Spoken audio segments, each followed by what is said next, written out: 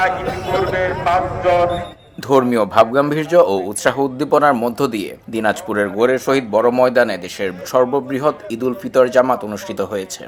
আলোচনা শুনেছি। সোমবার সকাল ৯টায় অনুষ্ঠিত এই জামাতে ইমামতি করেন বিশিষ্ট আলেমে দ্বীন হাফেজ মাওলানা মাহফুজুর রহমান। ঐতিহাসিক এই ময়দানে ঈদের জামাতে শামিল হতে দিনাজপুর সহ পার্শ্ববর্তী বিভিন্ন জেলা ও উপজেলা থেকে আসেন মুসল্লিরা। সকাল ৯টার আগেই কানায় কানায় ভরে ওঠে প্রায় ২৩ একর জমি নিয়ে বিস্তৃত এই ঈদগাহ ময়দান। তাদের জন্য ময়দান ও আশপাশে অজু, যানবাহন রাখার পৃথক স্থান, মেডিকেল টিম, খাবার পানি সহ ১৪৫টি মাইক রাখা হয়। মসজিদের প্রতিটি গম্বুজ ও মিনারে বৈদ্যুতিক বাতির ব্যবস্থা করা হয়। সেই সঙ্গে ছিল ৩ স্তরের নিরাপত্তা ব্যবস্থা।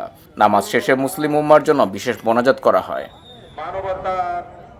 জামাতে অংশ নেন জেলা প্রশাসক মোহাম্মদ রফিকুল ইসলাম, পুলিশ সুপার মারুফাত হোসেন সহ বিভিন্ন রাজনৈতিক, সামাজিক, সাংস্কৃতিক সংগঠনের ব্যক্তি, শিশু কিশোর ও বৃদ্ধসহ বিভিন্ন শ্রেণী পেশার মানুষ। ২০১৭ সাল থেকে প্রতিবারে ময়দানে ঈদের নামাজ আদায় করছেন ধর্মপ্রাণ মুসল্লিরা। তবে করোনার প্রকোপের ফলে ২ বছর এ মাঠে ঈদের জামাত অনুষ্ঠিত হয়নি। করোনার প্রকোপ কমে যাওয়ার পর আবারও পরিপূর্ণভাবে অনুষ্ঠিত হচ্ছে ঈদের জামাত।